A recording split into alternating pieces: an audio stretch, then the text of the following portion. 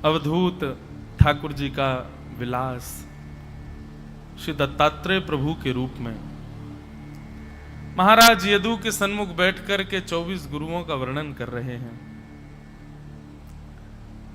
उनके मनस्थ भाव को समझते हुए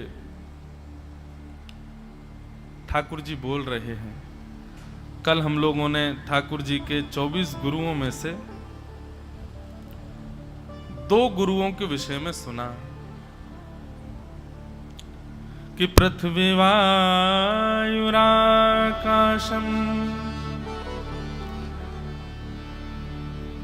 पृथ्वी पहली गुरु। आज सुबह सुबह ठाकुर जी के नित्य नियम जो कर रहे हैं वो पूर्ण करने के बाद थोड़ा समय मिला तो ज्ञानेश्वरी के पाठ के बाद मुकुंद दादा के पास थोड़ी देर बैठने का अवसर मिला। ऐसी ऐसी महान विभूतियां यहां पर हैं बंधुओं की, मानो ऐसा लग रहा है ठाकुर जी ने इनका संग कराने के लिए हमको बुलाया है। यहां पर सबसे पहले कल के विषय का उत्तर पूज्य श्री मुकुंद दादा जी ने ही दिया। उत्तर तो क्या मतलब, वो तो विषय भागवत का आपका पूरा पुष्ट है ही। यहां बैठे जितने विद्वान हैं सबके भागवत के विषय पुष्ट हैं, पर एक हमारी तरफ से एक अलग प्रयास था कि दत्त भगवान अपने गुरुओं में जो गुण देख रहे हैं उसके अतिरिक्त, वैसे तो वो सर्वश्रेष्ठ गुण है जो दत्त प्रभु देख रहे हैं, पर हम भी अपनी बुद्धि थोड़ी दौड़ाएं और उनमें उन गुणों का दर्शन करें। विशेष रूप से पॉइंट किया गया था, अंडरलाइन किया गया था कि जिस गुण पर सामान्यतया किसी की दृष्टि नहीं जाती, ऐसा गुण सोचना है। तो श्री मुकुंद काका जी के पास आज सुबह जब बैठे तो आपने बहुत सुंदर गुण बताया। पृथ्वी का एक गुण क्या है, बहुत ध्यान से सुनिएगा। पृथ्वी का ये गुण है कि कल मैंने एक बात कही थी कि कृमि विट और भस्म 3 गति होती है मानव की, हमारे शरीर की। या तो पूर्ण रूपेण पृथ्वी स्वीकार करती है, ऐसा भाव था, पर आपने एक बात बहुत सुंदर कही कि वो उसको अपने जैसा ही बना देती है। मिट्टी का स्वरूप क्या है कि जब उसके ऊपर किसी को व्यवस्थित किया जाए, उसके अंदर गाड़ दिया जाए, तो पृथ्वी का स्वरूप है कि वो उसको अपने में रमा करके और उसके अस्तित्व को स्वयं में ही, उसका अस्तित्व स्वयं का अस्तित्व ही बना देती है, उसको स्वयं के रूप में ही परिवर्तित कर देती है, अपने में समाविष्ट कर लेती है। किसी को भी गाड़ दो वो मिट्टी ही बन जाएगा। पृथ्वी अपने आप में समेट लेती है सबको, ये उसका एक गुण है। ऐसा आप भाव सुबह बता रहे थे। और एक भाव आपने क्या बताया, पृथ्वी में बीज बो, मतलब आप सामान्य छोटा सा एक बीज पृथ्वी को दीजिए, पृथ्वी उसको विशिष्ट बना करके, विशाल बना करके प्रस्तुत करती है, आपको प्रदान करती है। मानव का स्वभाव भी ऐसा ही होना चाहिए। एक गुरुजी थे, उन गुरुजी के 2 शिष्य थे। गुरुजी वृद्धावस्था में चले गए तो सब में बात होने लगी, अब कौन बैठेगा इनकी गद्दी पर, अब कौन बैठेगा। तो गुरुजी बोले एक का नाम नहीं लूंगा, एक परीक्षा लेता हूं, उस परीक्षा में जो पास होगा वो बैठेगा मेरी गद्दी पर। और दोनों चेलाओं को गुरुजी ने एक एक मुट्ठी चने दिए और कहा 3 साल का समय है, 3 साल बाद जो ये चने मुझे वापस करेगा वही मेरी गद्दी का उत्तराधिकारी होगा। एक चेला की बड़ी जटाएं थी तो उसने जटा के अंदर वो चने धर लिए, बोले 3 साल तक धोनी ही नहीं है जटा, ऐसे के तैसे चने रहेंगे, 3 साल बाद गुरुजी को दे देंगे। और दूसरा जो शिष्य था उसने उन चनों को जाकर के बो दिया। और 3 साल बाद गुरुजी के पास जब गए तो प्रथम शिष्य ने जाकर के जटा खोल दी, बोले लीजिए गुरुजी आपने जो चने दिए थे यथावत जैसे दिए वैसे बस चिपक गए मेरी जटा से, लेकिन ये वही हैं। गुरुजी ने नाक पकड़ ली, बोले दुर्गंध आ रही है, भगो यहां से, क्या करके लाए हो? गुरु के द्वारा दिए गए प्रसाद या गुरु के द्वारा दी गई शिक्षा को केवल उतना ही रखना जितना गुरु ने दिया, यह भी एक अपराध है। उसका विस्तार करो, उसकी विस्तृति में जाओ, उसको कितना विस्तृत कर सकते हो उसका प्रयास करो। जितना गुरुदेव ने बताया, जितनी गुरुदेव, देखिए एक बात सदैव याद रखना, गुरुजन केवल संकेत करते हैं, उस संकेत को समाधान पा करके, उस संकेत का समाधान पा करके और उसको विस्तृत बनाना, यह शिष्य का शिष्यत्व होता है। गुरु पूरा व्याख्यान नहीं करेगा, केवल संकेत करेगा। दूसरे शिष्य से पूछा, हाँ भाई तुमको चने दिए थे, कहां है? बोले गुरुजी बाहर चलो। आश्रम के बाहर बैलगाड़ियां खड़ी थीं। बोले गुरुदेव आपने जो चने दिए मैंने बो दिए, 3 साल में इतने हो गए, देखो ये रहे। गुरुदेव ने तुरंत उसका हाथ पकड़ करके अपने सिंहासन पर बैठा करके पट्टाभिषेक कर दिया। बोले यही है हमारा उत्तराधिकारी। पृथ्वी से हमने क्या सीखा कि पृथ्वी को आप दीजिए एक, परंतु वो उसको विस्तृत करके आपको प्रदान करती है। लेकिन एक बात मुकुंद गुरुजी, हमारे मुकुंद काका जी ने उसमें विशेष कही, आप जैसी वस्तु पृथ्वी को देंगे उसके स्वभाव अनुसार विस्तार करेगी। बोया बीज बबूल का तो आम कहां से होए?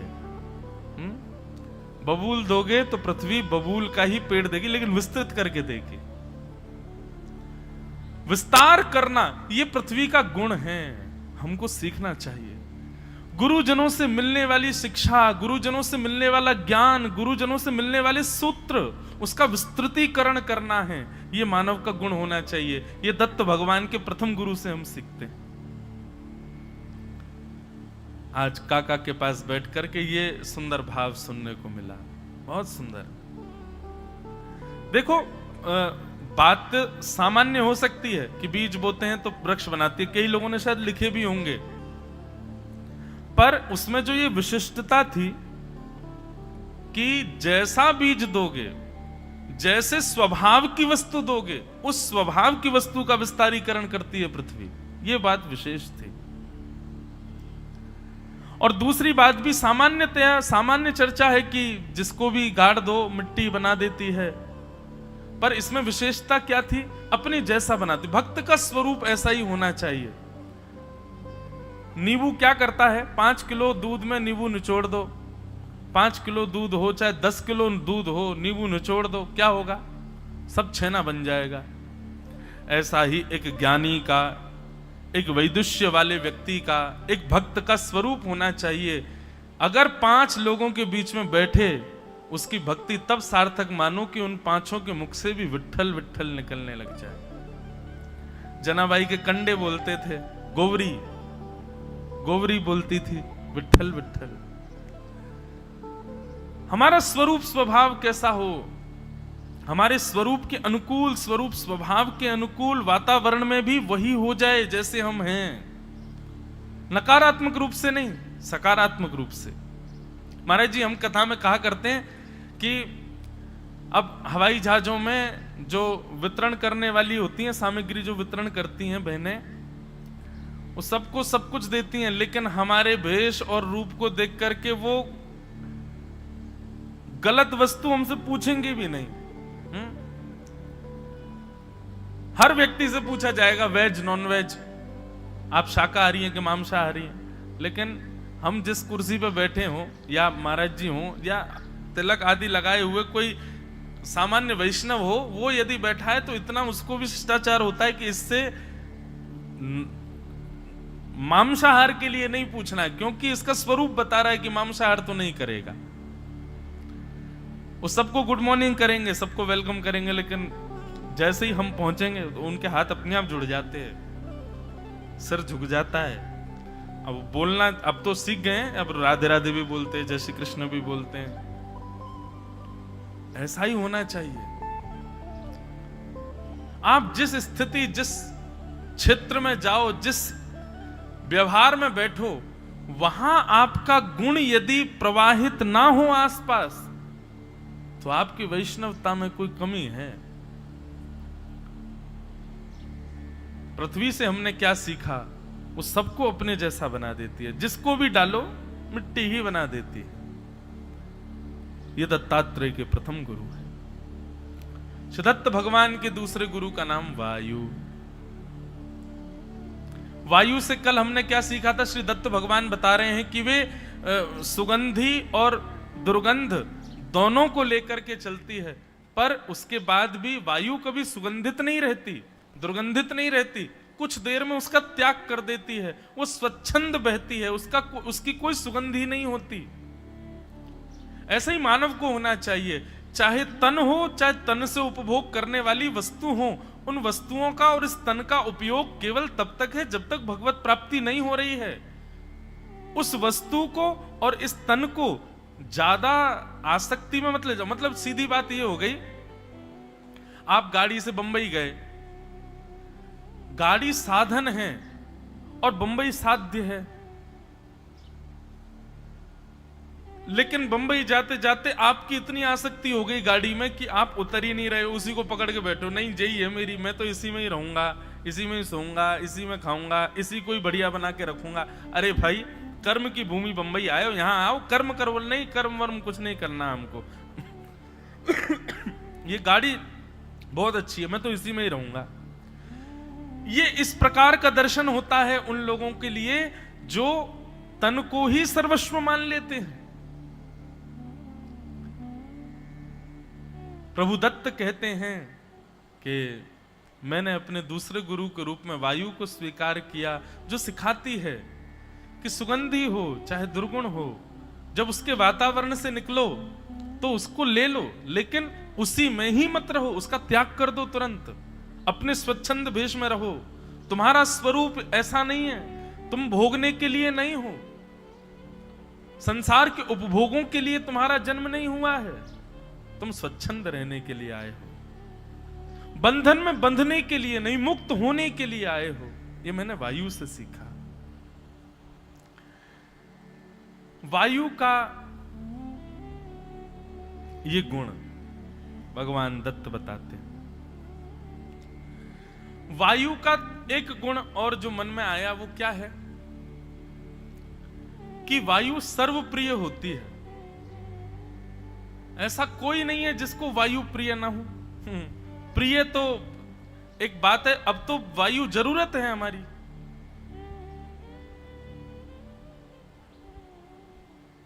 व्यक्ति को ऐसा होना चाहिए उसको किसी की जरूरत ना हो, लेकिन उसकी सबको जरूरत हो। ये हमने वायु से सीखा। वायु को किसी की जरूरत नहीं, सुगंधी हो चाहे दुर्गंध हो चाहे कुछ भी हो, लेकिन वायु की आवश्यकता सबको है।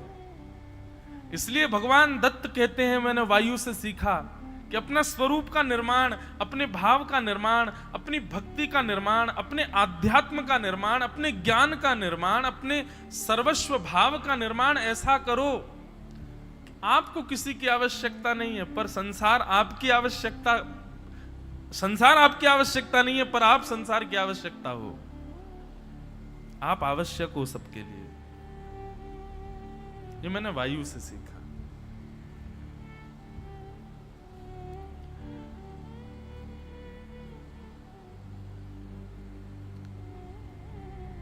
बहुत कुछ सीखने को है बंधुओं, अगर चिंतन करें ना, मनन करें, चिंतन करें, विचार करें। मेरा तो मनन चिंतन मंच पे ही हो रहा है आजकल तो, लेकिन मनन चिंतन करें तो श्री भगवान दत्त के जो 24 गुरु हैं ना, एक महीना और कोई विषय ना भी लें, इसी पर ही चर्चा इतनी विस्तृत हो सकती है, इतना अद्भुत है वायु।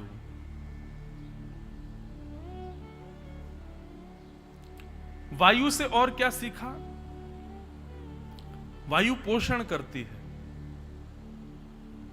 सबका पोषण करती है। मानव है तो उसका भी करती है, वृक्ष है, जड़ है तो उसका भी करती है, चैतन्य है तो उसका भी करती है। जड़, चेतन, मानव, जीव, जंतु सबका पोषण करती है, पोषक है।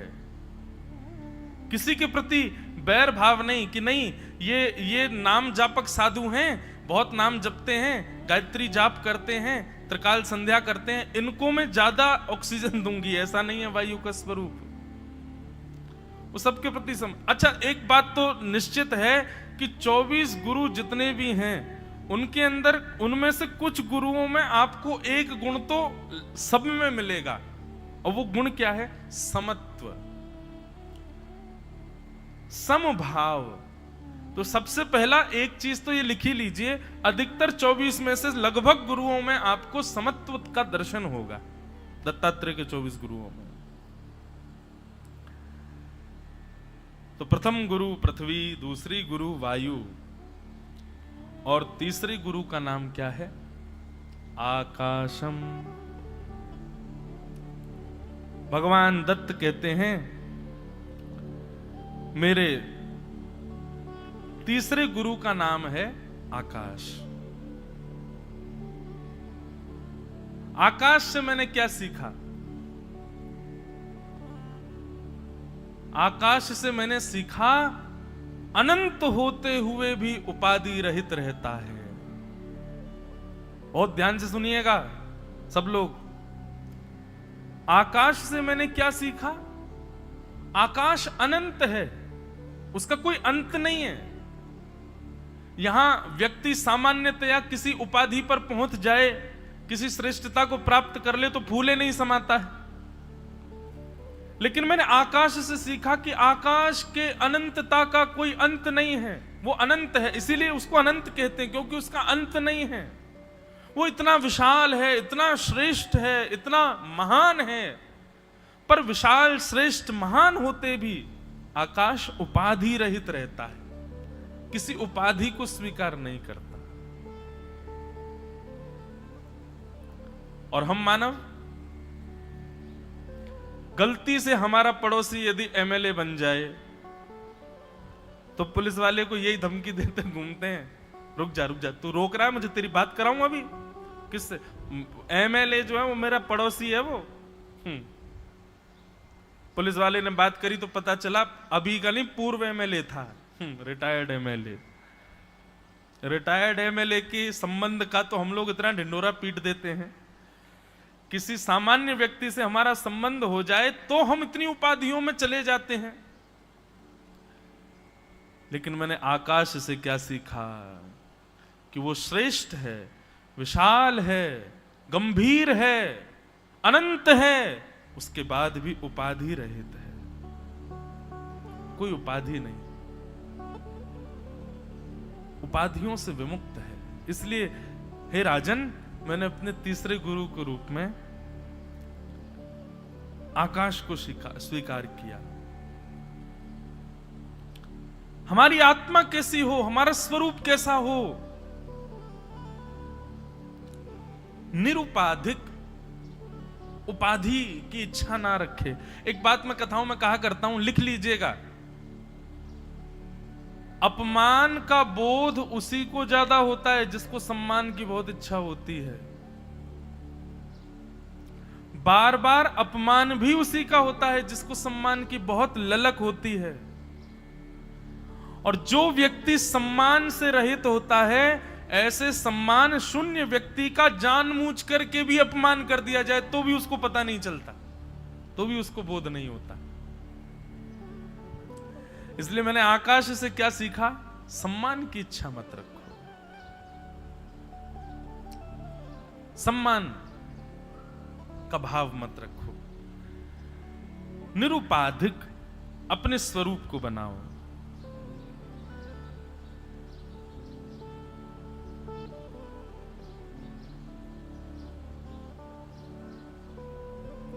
आकाश से मैंने और क्या सीखा?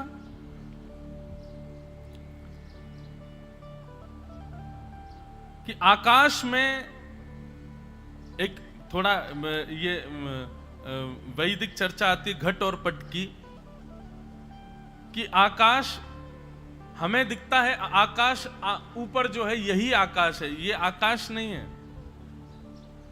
यहां पर सब हमारे गुरुजन बैठे हैं, ये ज्यादा इसकी विस्तृत व्याख्या कर सकते हैं कि अब जैसे घट आकाश, अब घड़ा है, खाली घड़ा है, अब घड़े के अंदर जो खाली स्थान है उसको भी आकाश कहते हैं।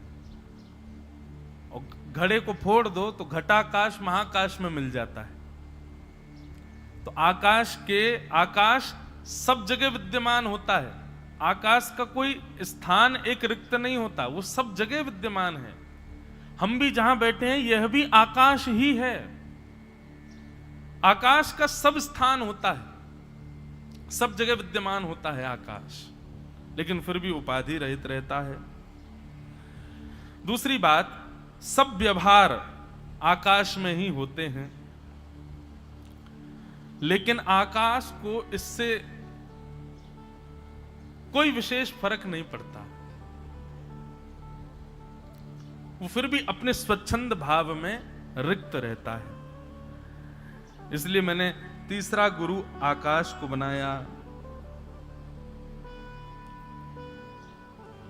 हर व्यक्ति की एक पहचान होती है, हर व्यक्ति का एक गुण होता है, हर व्यक्ति का एक स्वभाव होता है, हर व्यक्ति की देश काल जाति आदि सब होती हैं, पर आकाश इन सब से रहित है। उनका कोई नियुक्त स्थान नहीं है। वो किसी एक बंधन में या फिर एक स्थिति में बंधे हुए नहीं हैं। वो स्वच्छंद और स्वतंत्र हैं। राजन, मानव जब स्वतंत्र होता है तो स्वतंत्र होते ही विचलित हो जाता है, पर मैंने आकाश से सीखा कि वो स्वच्छंद होते हुए भी, स्वतंत्र होते हुए भी विचलित नहीं है, धीर और गंभीर है। मानव को यदि छूट मिल जाए, एक बात कभी कभी बोलता हूं मैं कथाओं में कि यदि किसी दिन घोषणा हो जाए, जैसे मोदी जी ने आकर के 2-3 बार घोषणाएं कर दी, एक बार नोटबंदी की कर दी, एक बार लॉकडाउन की कर दी। किसी दिन मान लीजिए मोदी जी फिर से आके यूं बोल दें कि भैया बहुत बड़ी ज्योतिषियों की बैठक बैठी थी और ज्योतिषियों ने जो है सोच विचार करके एक बात बताई है, क्या कि आगामी 1 मई को यदि संसार का कोई भी व्यक्ति पाप करेगा तो उसको पाप नहीं लगेगा। संसार का कोई भी व्यक्ति कितना भी भयानक जघन्य पाप कर ले उसको पाप नहीं लगेगा। ऐसी घोषणा उद्घोषणा यदि हो जाए तो 1 मई को क्या होगा बताओ। आप सबकी मुस्कुराहट क्या बता रही है? महाराज हम सत्य बता रहे हैं, इस बात को आप अन्यथा मत लीजिएगा। और हम किसी को दोष देते हुए या किसी को गलत साबित करते हुए नहीं कह रहे हैं। यदि ऐसी उद्घोषणा हो जाए कि इस दिन कुछ भी करने से पाप नहीं लगता है, 99% लोग पाप करेंगे उस दिन। अपने आप को साधक कहने वाले भी कहीं ना कहीं किंचित मात्र मन में विचार कर लेंगे, कर लेते हैं, आज तो पाप लगना नहीं है। नाम जापक हो, अनंत निष्ठाओं में रहने वाले, अरे जो पाप करते हैं उनकी तो पूछना ही नहीं कि वो क्या करेंगे, पर जो सामान्यतया किसी ना किसी रूप से भयभीत रहते हैं कि हमसे पाप ना बन जाए, ऐसी यदि व्यवस्था कोई किसी दिन उद्घोषणा हो जाए कि आपको पाप नहीं लगेगा, उनके मन में भी, चाहे वो करें नहीं, लेकिन मन में तो भाव आ जाएगा कि कर लें, आज तो लगना नहीं है। ये मानवीय स्वभाव है।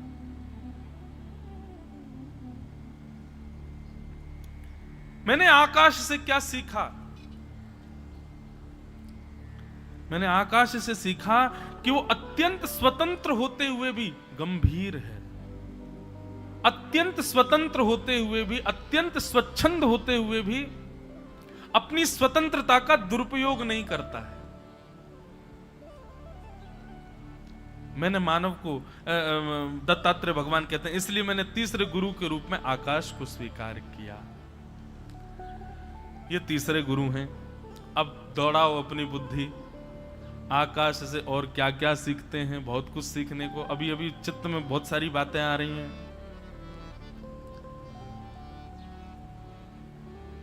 आकाश बहुत कुछ देता है। अरे जो सूर्य और चंद्र को भी समेट करके रखे वो आकाश है। अत्यंत तेजों में सूर्य को भी समेट लेता है।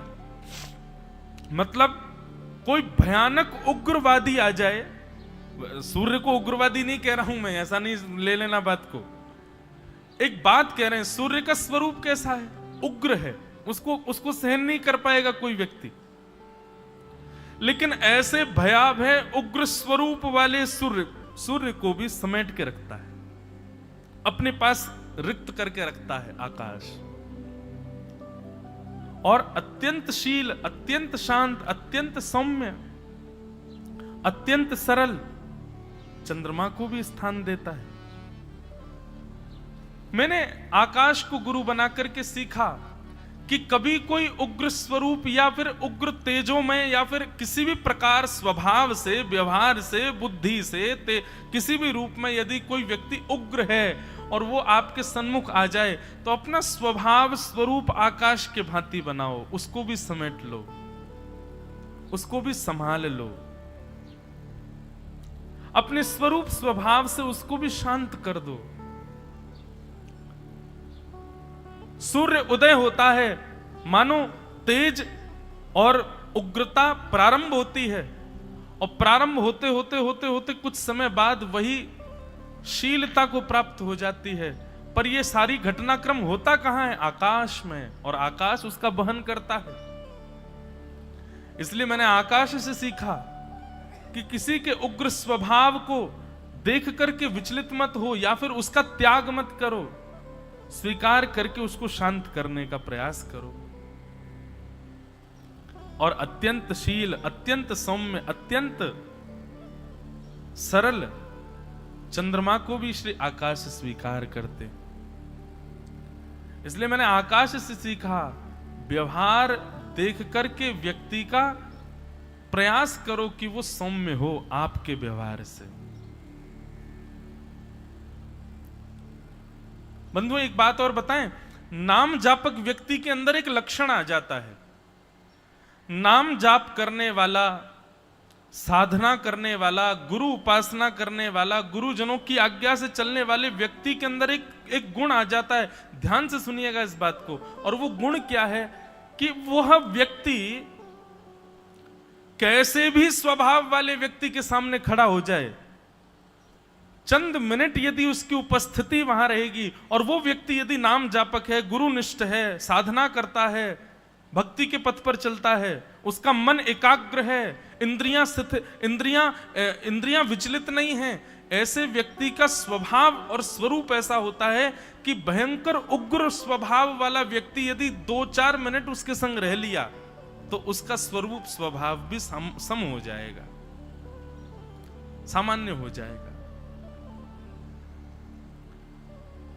मैं यदि नाम जापक हूं, गुरु चरणों में मेरी निष्ठा है, मैं भक्ति करता हूं, तो मेरी भक्ति प्रतिफल स्वरूप में कैसे दिखेगी? कि अगर किसी उग्र स्वभाव वाले व्यक्ति के सन्मुख में बैठ जाऊं तो मेरे केवल बैठने मात्र से, मेरे नेत्रों में देखने मात्र से उसकी जीभ लड़खड़ा जाए, वो अपनी उग्रता भूल जाएगा। ये स्वरूप होता है। तो मैंने आकाश को गुरु बना करके क्या क्या सीखा? सबसे पहला मैंने आकाश को गुरु बना करके सीखा कि विशाल है, अत्यंत विस्तृत है, परंतु फिर भी उपाधि रहित है, मान रहित है, अपने ऊपर अभिमान कभी नहीं करता। मैंने आकाश से क्या सीखा? कि आकाश विस्तृत है, विशाल है, परंतु विशाल विस्तृत होने के बाद भी अपने स्वरूप में अवस्थित रहता है। कोई उग्र स्वरूप स्वभाव का आ जाए उसको भी स्वीकार करता है, कोई शील स्वभाव का आ जाए उसको भी स्थान प्रदान करता है। ये मैंने आकाश से सीखा।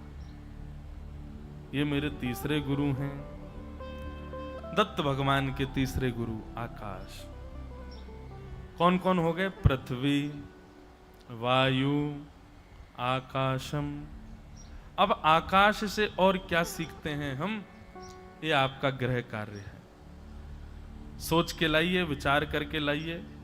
और विशेषता इसी बात की रखनी है कि ऐसे भाव ढूंढिएगा जिस पर सामान्यतया किसी की दृष्टि नहीं जा रही है। ऐसा हमने आकाश से क्या सीखा वो विचार करके लाइएगा। बोलो वृंदावन बिहारी लाल की, अवधूत